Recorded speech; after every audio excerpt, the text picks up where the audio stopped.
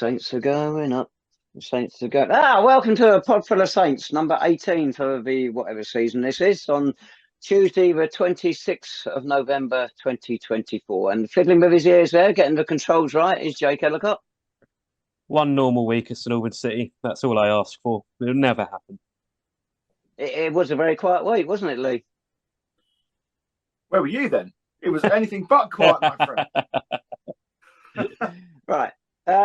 Yes, we've had a change of manager since we were last here. We're going to come on to that after we've looked at the two games that have taken place since the last podcast. Oh, God, got somebody else ringing me now. Go away. Right, last Saturday, Chippenham Town at Clarence Park. They were on a good roll, and they got a 2-0 win over a side. The first one picked by Harry Wheeler since he took over from David Noble in a temporary capacity. First time since the 6th of February 2016 that Harry's picked one of our sides, and the first time since 6th of February 2016 that he's picked a losing side. I thought, actually, he brought Alfie Payne back. We've had no news what's happened to Payne, why he wasn't in the side, why he wasn't with the reserves getting fit or whatever. Don't know why. What happened to him after Nobby dropped him. So he came back in. And I thought, actually, we competed quite well for most of the game. But the longer it went on, although we had plenty of the ball, we started to look totally dejected. I thought we looked a broken side by the end of the game, one that knows its fate, which is not good at the moment. But there were bits earlier on which were encouraging. But the better side won. Chippenham, I thought, very, very organised side, very strong side. And you could see why they're having this good run. They're the best Chippenham side I think we've seen since we started playing them, 13, 14 years ago.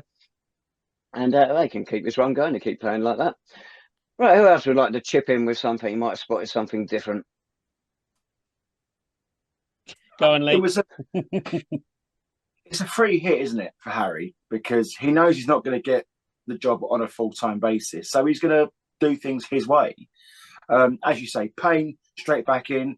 Jeffers straight back in after his mystery injury. We seem to be a bit more proactive in the first half, although defensively you could still see there's massive frailties there. But I agree with you, Taz, in so much that there was a bit more about us. There's a bit more energy, perhaps. You know, we were all expecting that new manager bounce that we always have. Jake and I sat in the pub beforehand and we saw the team sheet. We thought, Christ, we're definitely going to beat them. We've got 12 men to start off with on the team sheet. So that's a massive, massive plus for the Saints media team. To be fair, we looked at it and we thought that's probably the side that you would pick, given what's sort of going on. We did okay. You know, we created a few chances, but the age-old element was still there, where we're just giving teams the opportunity to just break us down and counter us all the time. And, you know, the first goal was just absolutely comical. Just sums up our season to date, really, doesn't it? There's a lack of organisation.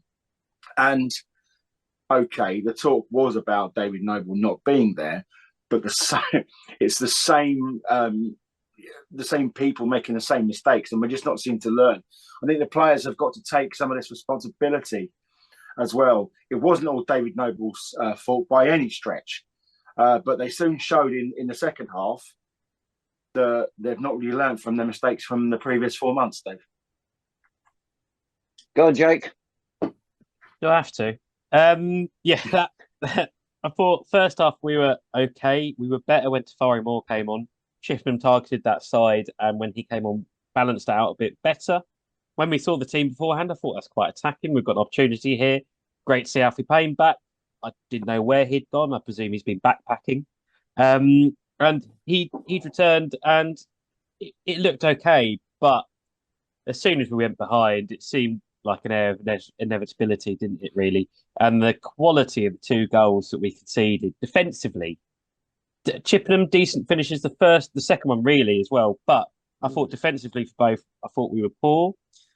And again, Ken Charles just not starting as well. Obviously, we'll talk about Tuesday night, but I thought him, on reflection, being on the bench, behind Alfie Wilkinson just didn't work as well. So a lot of questions, and that second half in the pouring rain. I mean, Dave, I think I've read somewhere that you said it was a few drops, but I'm pretty sure I saw you hiding under the cover. It was a depressing experience, that second half. One of the worst this season easily at Clarence Park. And it had that air of this season is only going one way at the minute, and it's not towards the playoffs. Yeah, there's no point really in taking refuge under that stand on the far side of the ground, the old cola stand, because unbelievably, it's got even more holes in than defence has, and the water just drips through. Anyway, there we go. Yeah, Harry dropped Josh Castiglione, who's been playing better in the middle of the field recently than he was out wide, where he contributed, I felt, next to nothing. But you're right, Ken Charles, not playing him and playing Finley Wilkinson. Big mistake. Poor old Finley. He's come on loan to us from Barnet. It hasn't worked at all. I don't know if his confidence has been shattered, but he just doesn't look up to it at all. And I felt that was a mistake he made. Alfie Payne, I don't think he gave us an awful lot, unfortunately, which is a shame. I thought he might solidify things up there. Their second goal, if that was us, we'd have been eulogising that for the rest of our days. It was a magnificent goal. The guy by the corner flag beat two defenders. All right, it's only two of ours, but still two defenders. Remember dummy when the ball came across and the guy smacked it, Harry Parsons, a magnificent strike. That was a great goal. And that's what we didn't have down the other end. We had plenty of the ball, but you just didn't think we were going to get on the score sheet. And that's the way it turned out. In the end, a very comfortable win, nicely managed by Chippenham. What I don't like, I say it's the best side I think we played against, is their tactics. They're sitting down whenever they want to kill a bit of time. It was just horrendous. Players going down. What the referee is supposed to do, I don't know. Players down, he's got to stop the game. They don't need to do that. They were so much the better side. They just could have kept playing properly and probably won by more. But they're happy 2-0, on they go, and downwards we go.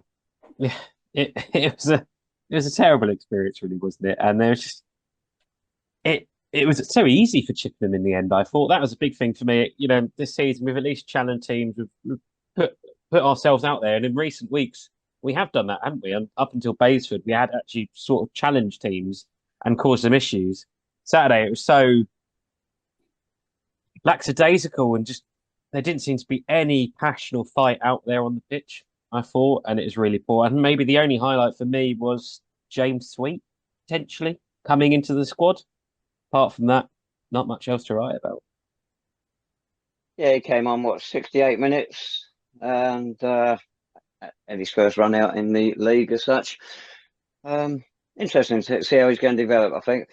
Now he's going to, if he stays with us, he's going to get regular football at this level, which could be good for him. Not so sure after last night's things. Right, anything to add on Saturday, or are we going to quickly gloss over the rest of the events that day? I've got something. The attendance down by 300 on the average. Weather was poor, definitely. You're playing a side, no disrespect to Chippenham, but they're not attractive. They have not got good support at home. So all of that had an effect on knocking that gate quite seriously. And you look at the way things are going for us at the moment, unless we suddenly get a heat wave in the middle of winter, these gates, you can see them only going one way at the moment. Massively, absolutely massive. But don't forget, yes, the weather was poor, but the form we're in, boys. The form, you cannot, let's address the elephant in the room. At the minute, we are relegation fodder unless we get our act together, you know, and there's a real lack of quality on the pitch, as Jake said. We're getting caught out. Our set piece delivery is absolutely shocking for players at this level. Why would people want to come and pay to watch this, Dross? You know, there's what you're finding is what we preached about in the summer. You know, unless we hit the ground, what you've got now is basically the core hardcore. You know, the people who want to come and watch the football. No amount of chicken or craft beer is going to drag people out in the pissing rain to watch what is on offer on the pitch. So that's got to be addressed. But again, you know, it's not quite happening just yet. Right. Was it addressed on Monday night when we went down the Parkside in Essex, home of Aveley Football Club, on the plastic pitch? Were our problems addressed? Harry, it's a great story about him, by the way. He made 4 more changes from Saturday. Rasulu came back in. He was suspended on Saturday. And Sweet got his first start for the league game, James Sweet. Ken Charles came in. That wasn't a bad decision. And Josh Castellani came in, middle of midfield. I said before, he looked better there. And that first half was probably his best 45 for the club. It's a shame he went shopping after that. But so did the rest of the midfield. It's an odd one. As a story, by the way, Harry got there late. There were problems on the N25. Phil's got caught in it, but we still managed to get there. Harry got there late. So Tony Gautier basically took the team. That's why he was out on the pitch before the game, training with them. And Harry obviously told him this is the team, going to have a word and whatnot. And his team was 3-2 up at half time. Harry turns up and has a word with them, and we lose 6-3. But, you know, you can't draw any conclusions from that at all, obviously. What a first half performance. We were positive. We hit that ball with pace and zip, passing it around really well. We looked a good side. We looked dominant. But we've got caught out on 2 set pieces. And there's always that nagging doubt. It's going to happen again. We just kept getting ahead each time. Ken Charles, terrific hat-trick. His finishing was clinical. Really was. Excellent. But just that nagging doubt. The defence kept getting exposed. We're not going to talk through all 6 of their goals, are we? Because my anxiety levels are pretty high after last night, and I'm not really quite ready for that. I was quite critical of Ken early on in the season. I thought the one thing really lacking from his game was his ratio of scoring goals, and he certainly addressed that last night. As you say, Taz, 3 clinical finishes. But what I really liked as well, there was the really nice one-touch passing around the box, and it really was penetrating the Aveley back line, you know. And it was good to see. It was good to watch. The lads loved it behind the goal. We were really sort of enjoying it. And the lads on the pitch looked as though they were enjoying their football as well, didn't they? They were really up for it. The tempo was good. The passing was slick. It was clean. We were getting some chances. And then I don't think it's an exaggeration to say fast forward an hour, the arse has fallen out of our season big time. But I'll let you boys dissect that. Go on, Jake, your turn. Well, first off, we'll focus on that for a minute. Really good. Of course, and I mean, every goal we conceded was a defensive calamity. We'll get into that, and we'll talk about that in a minute. But just on our attacking play for a minute, really, really good. It reminded me of Slough away a couple of weeks ago, a month or so ago. Energetic, going forward, heads up, and always looking for that forward pass, whether it was on the ground or going forward in the air. And it worked, and it caused trouble. 2 up top with Shaun Jeffers and Ken Charles. I know Ken Charles drifted out quite wide a bit at times, so it was more of a free. But when Shaun Jeffers dropped deep and held up the ball, Ken Charles was there to exploit the space in behind. It's almost as if when you play more than one attacker on the pitch that is competent at this level, you can actually score goals. Who knew? And you give them service. So that was really good. And we had chances to probably get more than 3 goals, to be honest. But Ken Charles did really well with those strikes. We had other opportunities. We caused some trouble. But I will say, when we went 2-1 up, I thought there was just a few warning signs there. We seemed to lose our way. Got back to 2-2, and then we sort of hit them with a sucker punch just before half-time, didn't we? That probably covered over the issues that were starting to rise probably around 25 minutes onwards. But when you go into half-time 3-2 up, I don't think it's much to ask not to lose 6-3. So, there we go. But going forward, that was a really, really good display first half. And I think that is what makes the whole game even more baffling, upsetting and annoying for all Saints fans. You say about that sucker punch, Jake, and you're dead right. Getting a goal 3 minutes into added time. Aveley, like us, have had an awful season. Before yesterday, they had the worst one than us. So to go behind again, right on half-time like that, it should have knocked the stuffing out of them. And it should have been the boost we needed. And that's not what happened at all. It was as if they had scored the goal and it kicked the stuffing out of us. As we know, when that second half started, where were we? We scored a goal in the first minute of first half.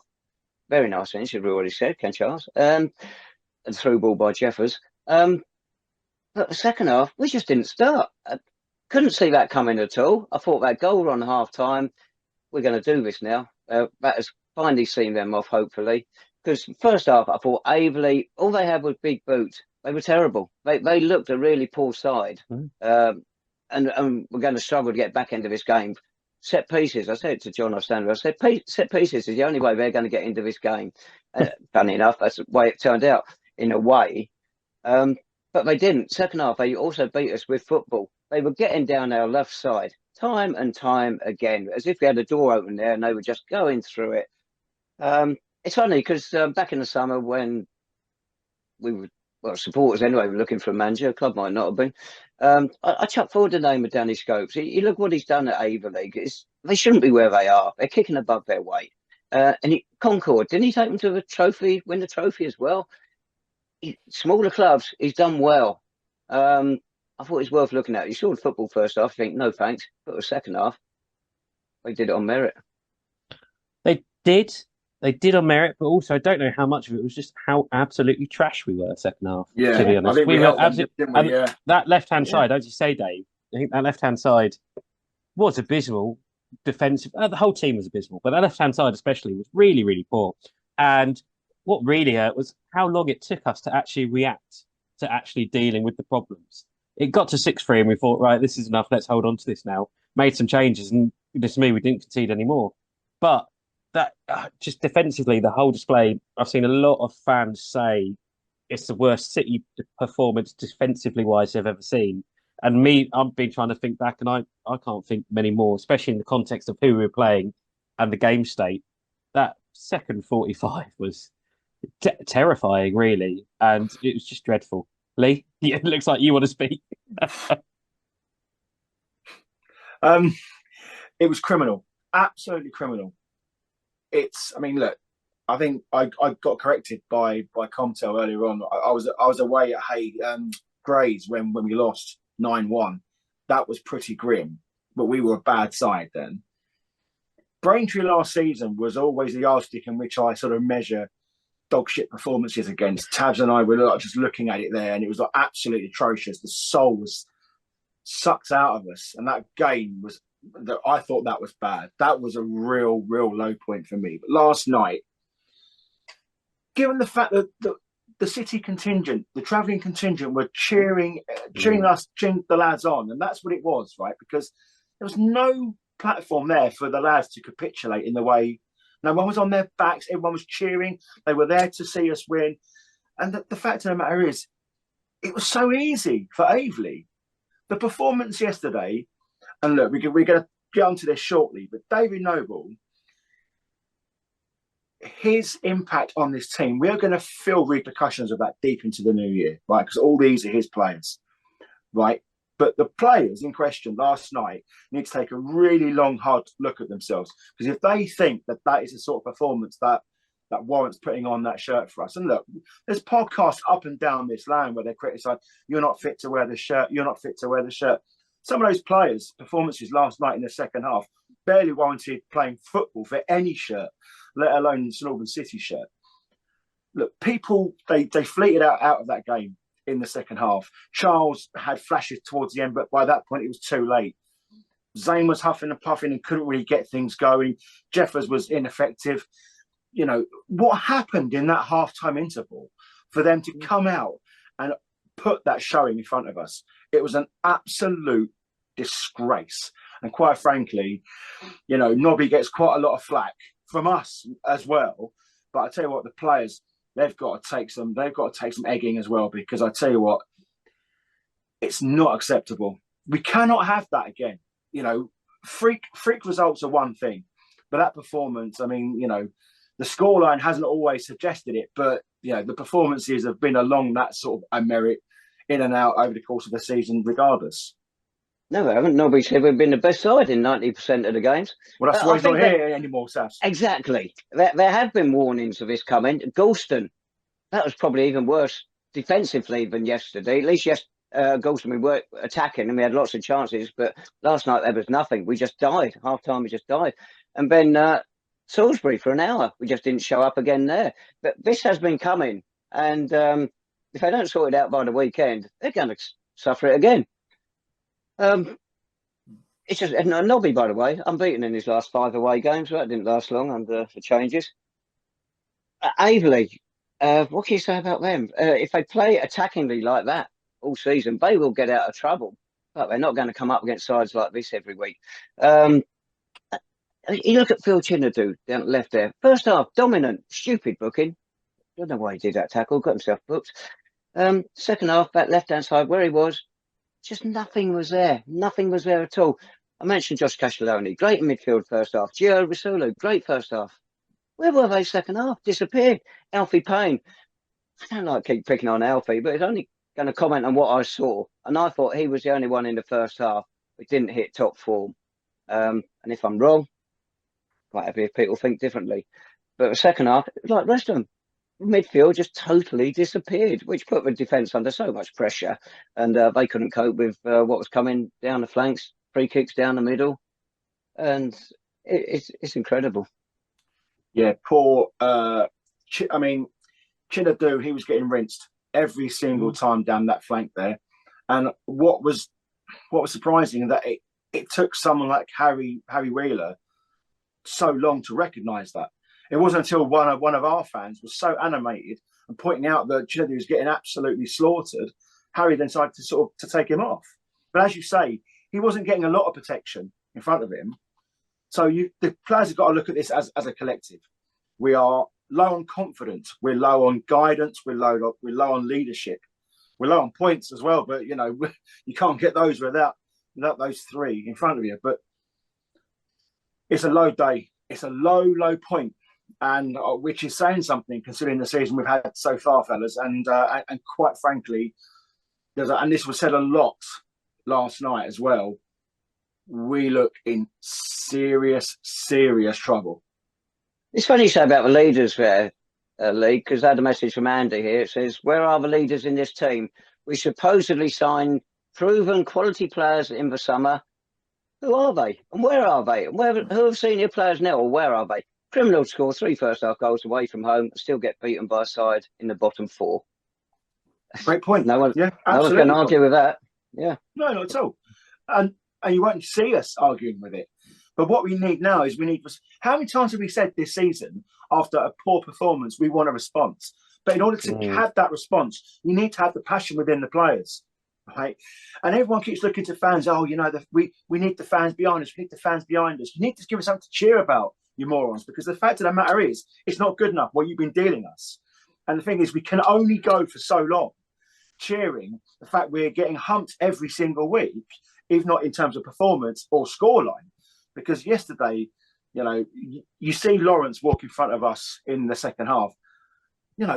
He's a broken man now, and I'm sure there's plans in place and discussions have been had and meetings have been taken, etc. But that's still going to be on our record forever long. And those that were there last night, Dave, that's going to take some going to get out of their memory.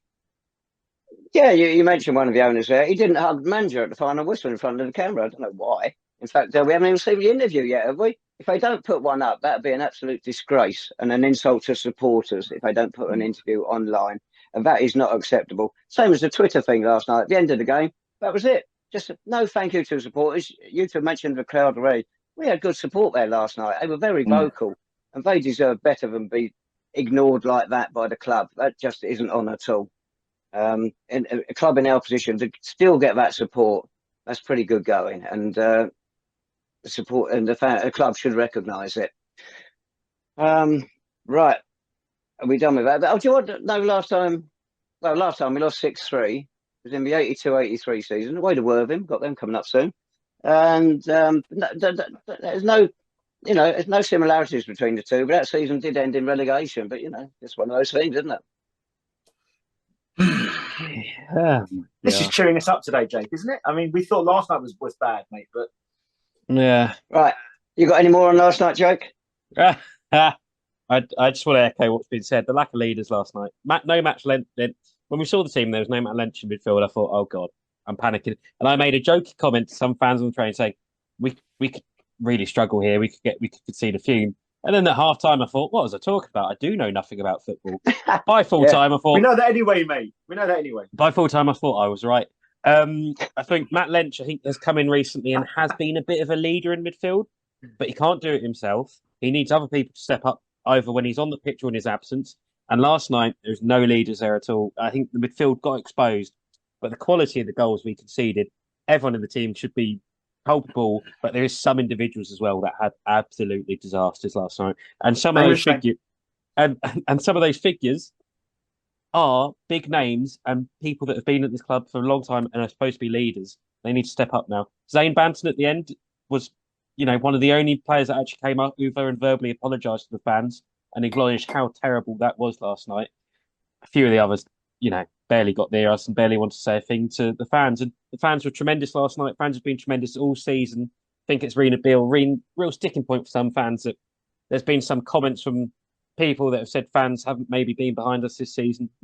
Fans have been, and fans will continue to be this season, but we can't keep going on like we have.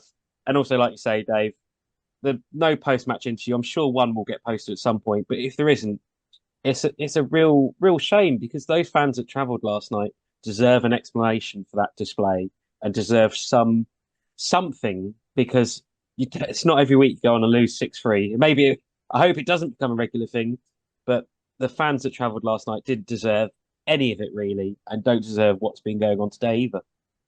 Yeah, a couple of things you said there, Jake. Matt Lynch, again, it's an insult to supporters who are spending money, not to be told why he's not in the team. Can't he play twice in 3 days? Joe Partington did. They tell us, if he had a knock, just tell us what's going on there.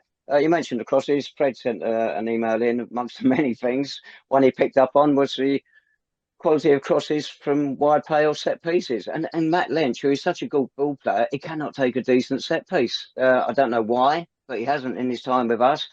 He's been one of the best things come into the side in recent weeks. We will say that, though. And the fans, I think during games, I totally agree. I think they've been behind the team as much as they can. You can understand it at Great Yarmouth when they got annoyed there and that had a go. That was perfectly understandable. But during games, they've been behind the team. I don't think many of them actually supported a manager who was here and all the one who's presently doing it part-time. I don't think they support them, but they do give their all behind the team during the game. And full credit to them for that. Massively. Could you imagine, though, the abuse that like David Noble would have got at any other team up and down this land, given what's been served up before them?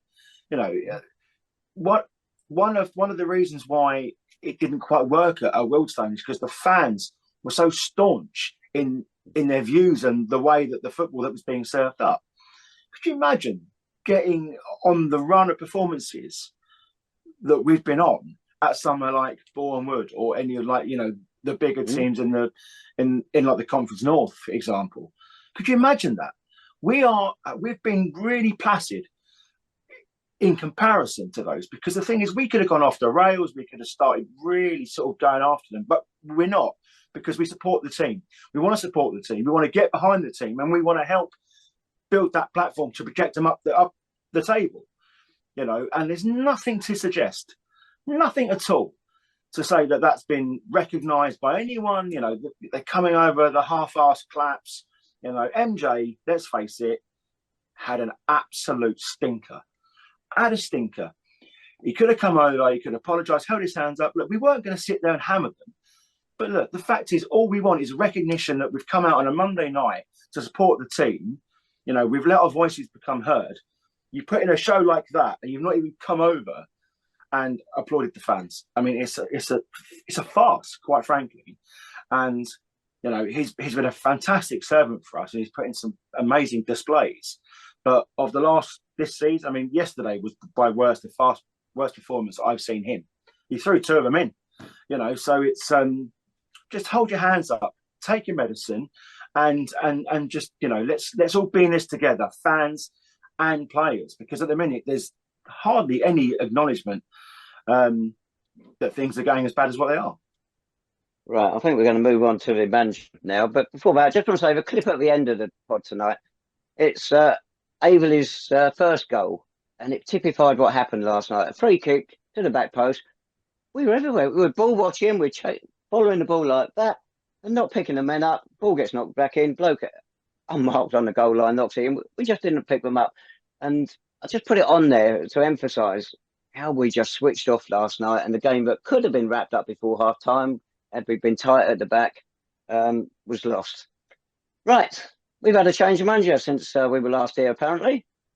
David Noble left by mutual agreement last, was it Thursday? Absolute nonsense, of course. Yeah, they put that out. Ian Anderson went, and he said, no, I was sacked. If you speak to him, he'll tell you he was sacked.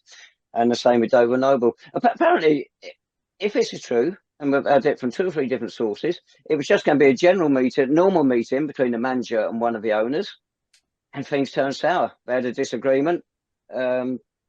Nobby said some things maybe he should have or shouldn't have said from what we've been told.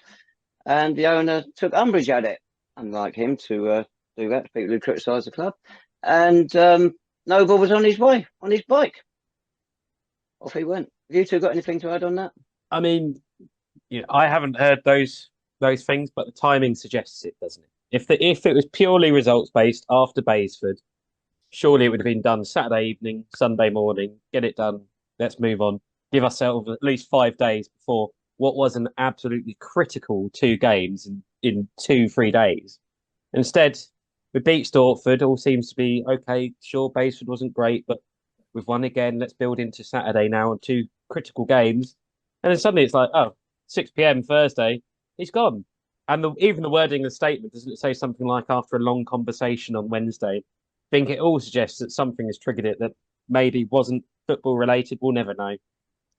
But you've got to read between the lines and the timing of it. And a lot of fans have said this after this weekend, the timing of it, upon reflection, a day and a half before Chippenham, I think has really caused a lot of confusion amongst a lot of fans I've spoken to, young and old, new and more senior supporters.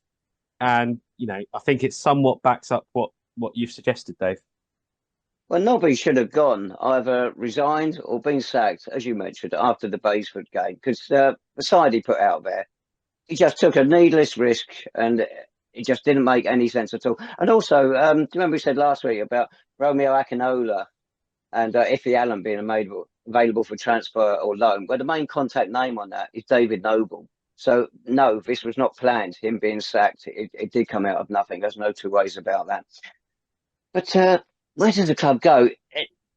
They've made horrendous cock-ups over the past year. David Noble's record this year of league games since the start of February, 31 league games, 4 wins.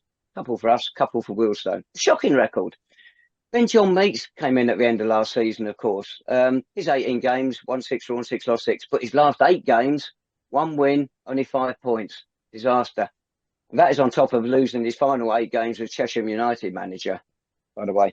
And Harry Wheeler, his record with us now, 12 games as manager in league, 2 wins. Lost all of his last 6 now. And you chuck in his record with Maidstone, 3 wins in 15 there. And he lost his last 5 there before being sacked. So the owners, for some reason, brought these 3 together who've got such dreadful records and think, yeah, you 3 are the 3 to take St Albans City forward. No other club would have touched those 3. I might touch them individually, might be able to do something with them, but putting together as 3, it was a recipe for disaster. And I think the owners actually owe an apology to supporters for taking such a gamble that's backfired, and they should eat humble pie. Good luck with that, mate. Goodness me. The one thing I would say as well, there's the pro Nobby supporters and like the happy clappers. They didn't want him to sort of go in the first place. I think it was, it's not the fact he's gone; it's that it is the timing, right? We're looking at it now. The press release that they put out was word for word exactly the same that Bath put out when Jerry Gill got sacked, which shows you just how creative the media team are at Clarence Park. Not bad. And it's just the fact that this whole thing seems to have manifested itself over a row that David Noble and Lawrence had. It's just not a great look. The club is on its knees. I think it highlights the tensions all across the club, Tabs. The owners are feeling it, the manager's certainly feeling it, the fans are anxious, the fans are upset, as you can tell. The only people that seem to have sort of got away with all this are the players, and they're the ones that actually have to do the work on a Saturday and a Monday or Tuesday. So look, it's names been bandied about already. We're hearing rumours that meetings have been had. So hopefully there's an announcement imminent But one thing I would say, Tad, is that the whole thing has been handled shockingly. To go back to your initial point of when they were appointed in the first place, it shows a naivety on the owner's part, certainly, but they would have been advised by the scouts or directors of football who were ever in place then, so they need to take a little bit of that flack as well. But we can either sit there and start throwing stones, or we can sit there and get ourselves up and try and salvage something in what was actually been a disastrous season to date. I'll chuck something in before you come in, Jake. The whole setup of the club. Lee mentioned there about the owners being wrongly advised. 100% right. Go along with that. And the person who did that, they should be out of the club already. Their name doesn't appear anywhere. And I believe he's got quite a big influence.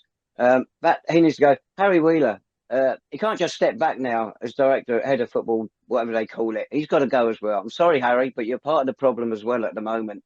For you now to stand back and the new manager comes in and tell him what to do when he looks at your record, we're just going to laugh at you. I'm afraid that's the truth. The scouts, and the stories I get about the scouting, I just can't believe it. I hope they're not true. And so the club needs everything changed. It sounds dramatic. We've said it before, and I still believe it. It is sour at the moment. Stale would be generous. I think it's gone sour. And so you get a new manager, an experienced manager. Don't get another coach to try and manipulate. He's going to go to Premier League. Get an experienced National League South manager in there and knows the club, knows the clubs at this level, knows the players, and with a decent coaching team around him, his own men, hopefully. Don't look at Hemel. We don't want this. And rebuild it that way. It's not too late yet for this season because we're only a handful points behind Bath and Welland, and Hemel are all determined to get in the relegation zone. So it can be changed. Jake. Cheers for that, Dave.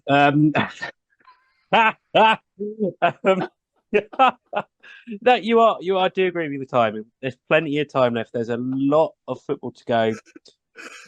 We talked about it last week, didn't we? Actually, it was decision time coming up, mainly because Christmas is around the corner. Decorations are going up. We need to know what's going on, lads. So that's happened now. So there is not a lot of time, but I do agree, Dave. It feels like, doesn't it? A rot is set in at the minute, footballing wise. That someone just needs to grab hold of this football club and just try and steer it towards any sort of safety. And like you said, that probably should be a more experienced manager, but it wouldn't shock me if they go for a bit of a punt, bit of a younger face again. It'll be interesting to see. I think last night's display against Aveley, I think we'll see the decision very much sped up if it wasn't already, if someone had not already been identified. And I think we'll see a decision this week. It feels inevitable. Surely you can't have Harry Wheeler take charge of the team on Saturday at Wade and Maidstone. So it'll be really interesting to see, and it's sort of weighing it up. Bath seem to have given themselves a little bit more time in terms of what they're going to do. And again, does it actually make you think about why did we get rid of Nobby when we did? Why not after Maidstone when you had a bit of a gap before the Boreham Wood game? Again, it's just one of those questions. So, but I think we'll see someone come in this week. I don't think it'll be a whole wide range of changes. I think it'll be a manager and maybe an assistant and a couple of coaches. And I think that'll be it, unfortunately. Right. And whoever comes in, you imagine he's going to not only bring his own coaching staff, if it is a proper manager, but also some players that he will want. And most of our lot are on contracts now. So that's going to make it interesting. They try and clear players out. You won't be able to do it too easily. Well, I think, sorry, I was just saying that's a sort of inexperienced manager versus experienced manager debate, isn't it? If you go for an experienced manager, you know they're probably going to want to rip out a lot of that team just to get a team built to try and survive to the end of the season. Whereas a younger manager may be more inclined to fit within the already existing system at the club and the players that already exist and try and just have a go at making it work, maybe again a sort of similar style of play. So I think that's the balance that is going to have to be decided upon this week. Sorry, Lee. No, at all, mate. Absolutely, you're spot on. I think a few of us fans were sort of talking this morning on our chat tabs. I think it does cry out for a more experienced manager.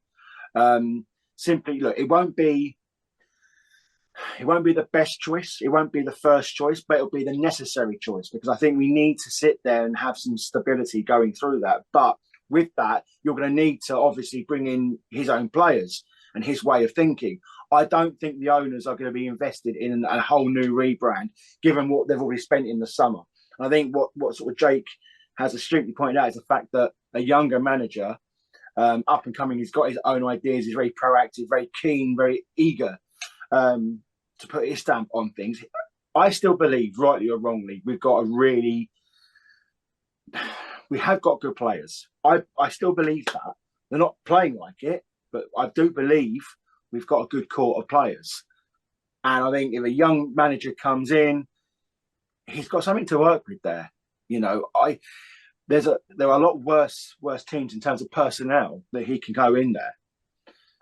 I just think we need to get something over the line sooner rather than later. We're only 19 points off of the playoffs, fellas. So, you know, the season's not dead and dusted just yet.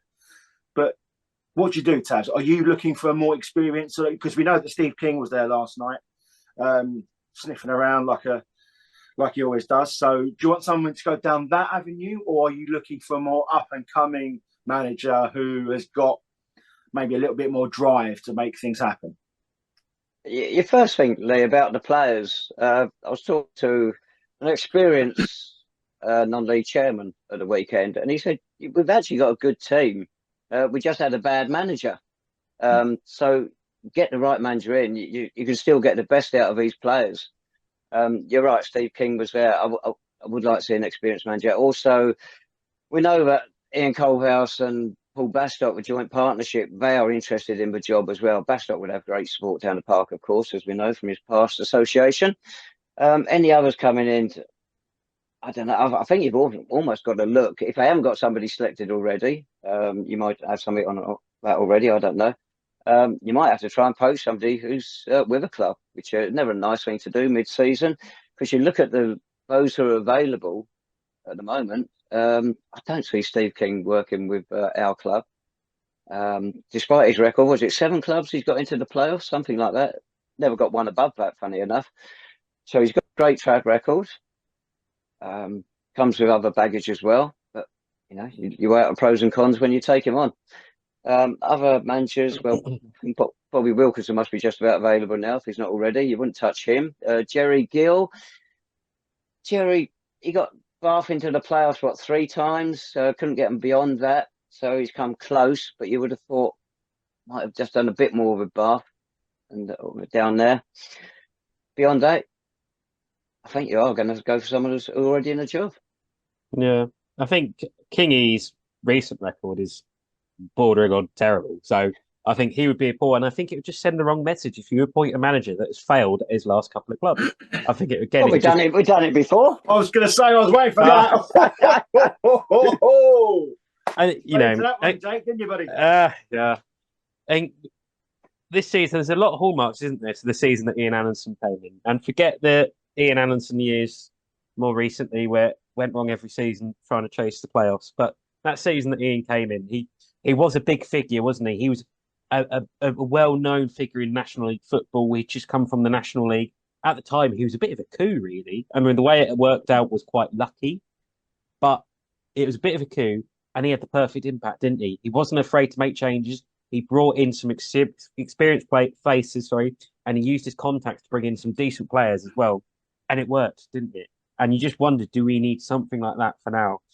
But I just think it'll be a younger man than that. And I know another name that keeps getting bandied about is Rob Sinclair, who's at Real Bedford, I believe. So that's another name that gets bandied about. But then, like Dave says, you've got the point of, well, what's the compensation fee going to be if we're trying to bring in a manager from another club? Well, you got the duo at Chesham as well. Their name's been bandied around, and after they gave us a run around early this season, you can see why. The Ian Anderson one, he often says, because we all say he brought good players in, which he did, but he got the best out of players who are already there, which is a point we've already touched on, I think. So we need a decent manager who can do that. Because he has got something there to work with, but it's got to be someone who can get the best out of those, along with 1 or 2 new faces at least. I think you're right, Lee spot on. It is still a decent squad. It might not be as good as we thought it was, and I think there are some real areas of concern, but there is a squad there that I think could at least be, competitive. And Lee, we sort of saying this at the weekend, weren't we? it's a very attractive job. We are a big club for this level. We've got a decent support. Well, we've got really good support now, decent resources. There's going to be a lot of interested names, and I just worry and hope that we don't panic into a decision after last night. We need a decision soon, but you just worry that we come out of that and gone, right, let's just go for whoever we go for, and in 3 months' time we're going to be paying for it again. I don't envy the owners. This is a really, really tough decision, and this is sort of defines the season, could define the football club for a couple of years going forward if things don't go well and we don't pull ourselves out. So I don't envy that at all. I wish them luck in the decision, but I think we will have one before Thursday night's training session. You put a thing out asking for supporters' comments. Did you get much feedback? I've got some here, if not. Oh, well, I mean, it's fair to Only say... the ones that we can actually sort of say online, mate, to be fair. A lot of it... Yeah, it's fair to say City fans have been pretty vocal in the last couple of weeks. We put out a response to when Nobby got sacked. So let me just find that quickly. And sort of, there was not really a surprise, was there? I think a lot of fans thought it was time to do it, and maybe it should have come sooner. I think a lot of fans were responding to. I think there was the surprise of, oh, it's a bit random that it's come out on a Thursday night, 2 days before the game. And then there's quite a few comments of, do we think we should look externally or again internally? But internally, who else is there? I'd say at this point, apart from the reserves, maybe. And it's just that sort of, it's the right decision, but it should have been made weeks ago, which was sort of the lines that most fans were going on last week. And then today, in the response to last night's game, it was just, everything's a nightmare. Where's the leader? Worst performance we've seen, really worrying. And, it's just a bit of a joke last night, and they can't believe that fans had to go through it. So thanks for all the comments. I've got a few here. Flap said, I've lost trust in all those bellends that run the club to make any kind of sensible decision. Wilf, who's out in the Netherlands at the moment, so he probably wasn't at the game. Any other day, you'd say that's definitely the end of the road for the manager, if we had one. No honeymoon period for Wheeler, so surely he goes too. Situation feels properly desperate. Players' confidence crushed when you're overrun like that. Hemmel's own humiliation at home last night, he lost 7-1, being the only tonic. And one which I meant to read out last week from Dave said, I don't normally get too wound up either way by Saints results, but Welling, Salisbury and Basford matches are among the worst displays in 26 years as a regular. I think you probably want to add the second half at Aveley to that as well, Dave, in your next missus. I suppose one thing to add on weekend's displays as well, I think this weekend is that a team that also wasn't expecting David Noble to get sacked. We've heard that there was we've heard that the changing room hadn't turned against David Noble. We heard the changing room was still supportive of David Noble, and a lot of people at the club talk about how great coach David Noble is, and he's unfortunately just not really a manager, and that's why what has happened. But are those two performances that suggest those players didn't want David Noble to go, and they don't respect the situation that's going on right now? So again, is the new manager going to come into a very tricky situation with the changing room? But don't forget that we bumped into Tafari Moore. So he was on our train back after the game yesterday, and we were just chatting to him. And one of the questions I put to him was, do the players still believe in what's sort of happening? Are they still have the ability to sort of look at it as a whole, and are they able to address the issues on the pitch? And Tafari was, he was quite honest. He said, as far as the players are concerned, it's just the one mistake here and there, the one little issue you have to address. It's not an overriding thing. It's just the small little tweaks they have to work on, and it will all fit into place. I think going back briefly to what we were saying about the appointment of someone new, Jake, it was spot on.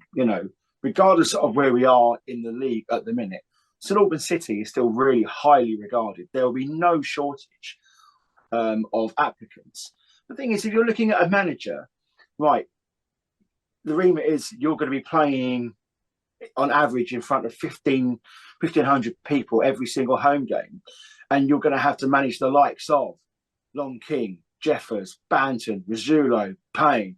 You've got good core players there. You've got a good, the calibre on paper is high.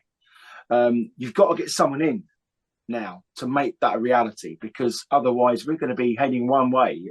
There is time, but it also may take time for us to get where to that level there.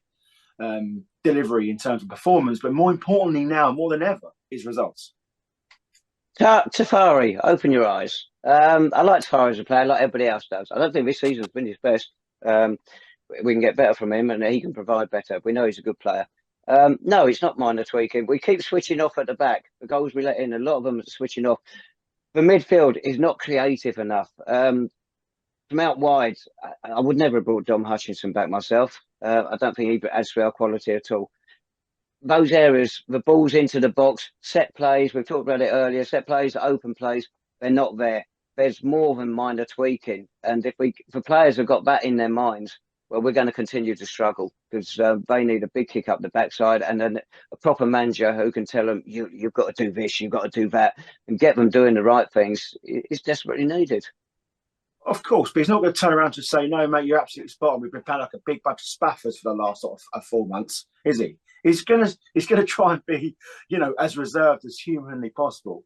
But by his own admission, he said it's not going well, but the players still believe in what they're trying to do. But the one thing this harks back to, fellas, is just leadership. I think more than anything else, we need someone to come in and look at it top down and literally just assess it and take us forward. Because, Jake, if I was to give you 5 of hard-earned English pounds, who would you say is going to be appointed in the next 24, 48 hours? Well,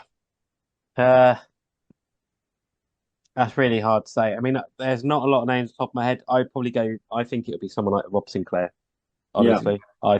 I wouldn't be shocked. What about you? If I had £5, I don't. Well, you can borrow it from Tabs, because he's got loads and loads of money. I wouldn't mind Sinclair. I think just given the severity of the situation at hand right now, a bit more experience would be a preference. But quite frankly, fellas, anyone who's got a little bit of drive and passion now for change, I think is where we're going to be needed. So yeah, and I would say all is not lost. If we make a good, exciting appointment, or a set appointment that looks sensible, all is not lost. Things could easily turn around that gap. It may grow a bit tonight after tonight's results on Tuesday. Who knows? But there is hope there. There is time. We've got squad. And most crucial, well, not most crucially, but very importantly, the fans will get behind whoever the appointment is. But if it's a good appointment and we can build any sort of momentum, and it's hard fixtures coming up, if we can build that momentum, things will quickly turn around. So this podcast has been very negative. Of course, it's going to be an absolute roller coaster of the last 6-7 days, however long it's been. But there is some light at the end of the tunnel. It's just things have got to start turning around a bit quickly, and hopefully there'll be a new figurehead for the club that fans will get behind, but can then produce the results that continues to build that momentum. Rob Sinclair, yes, he is getting some success at Real Bedford. Apparently, the rumour is he's got quite a decent budget there for the level they're at. He won't get the largest budget in the league if he comes to Clarence Park. But time for to test him as a manager, if that's the case. If he has got the ability, it would be a gamble. Someone who hasn't managed at this level before. Is that what we need when we're facing a relegation battle? I think the one thing that you would say, okay, he had a big budget at that level, but there's a difference between having a good budget and good players. I think he's got good players here to work with. And okay, yeah, he's inexperienced in terms of management, but, he's had, hundreds and hundreds of league games for Luton and Forest Green and Bristol Rovers and stuff like that. The calibre is absolutely there. He's got promotions, I think you just need someone who's got that drive for change, haven't you? Experience is one thing and will get you so far. But equally, people who just want to work hard. And my God, we need hard workers across the board at the minute. If someone comes in with the enthusiasm and the mindset to really turn this thing around, that can relay on to everyone else. So I don't mind the inexperience, but I just want someone who's going to be trusted to do their job, and obviously just, you know, with the most intent of support behind with the fans as well. Because as you say, Jake, hit it on the head, mate. Whoever comes in, the fans are going to be behind them 100%. It's funny, big budget, of course, doesn't mean you're going to be successful. You've got to use it properly. But even Harry Wheeler did well in his first spell at Billericay Town with just ludicrous amounts of money, bringing in players who should never have been playing that far down the pyramid, and he was successful with it his first time there. Yeah, but who went down last year from our league? Dartford and Havant.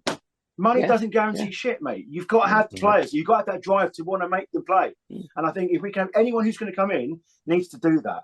Because at the minute, you're absolutely spot on. You said a word there. It's toxic. It's really gone sour. So that needs to be cancelled out and really get those players playing that they believe. Because they're good players. You just got to tell them a little bit more.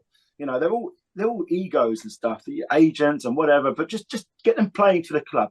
Get them playing for the shirt. Get them playing for themselves. And hopefully someone like Rob Sinclair or a young up-and-coming manager can do that. Money means nothing, mate. You don't know how to spend it right. Predictions. We're away to Maidstone United on Saturday. 4-0 Maidstone. 1-0? 4-0. Oh, 4-0. Oh, okay. Yeah, that's probably closer to the truth. Jake? Let's go for 2-2. And also, it'll be appointment of someone that we haven't even mentioned.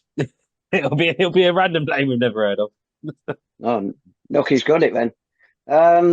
Well, we got a win. We had a defeat and a draw, so we should go for a win, really, shouldn't we? Yep, 3-0 defeat. There we go. We are done and dusted, I think, for another week. Oh my God. I would just like to say thank you to everyone who stopped me at the game last Saturday and last night. We've had some lovely messages, have we not, Jake? People coming up to us. That's what we want. It's your podcast. It's your podcast. Apologies for it being so downbeat this week. We'll try and get back to normal service next week. But yeah, the messages have been good, and they've kept us going over the last few days. Yeah, if you want to get in touch with us, young Jacob's going to tell you everything you need to know. Yeah, Podful of Saints on Twitter, email below. It's going to be all right, mate. It's going to be all right, mate. It's going to be fine. It'll be fine. Dave, do you have anything you'd like to add before we go? I thought we were quite cheerful. Oh, well, never mind. On that note, ladies and gentlemen, we will speak to you again next week. After I suspect will be another interesting 7 days at St Albans City Football Club. We'll speak to you all again soon. Come on, you Saints. Bye-bye.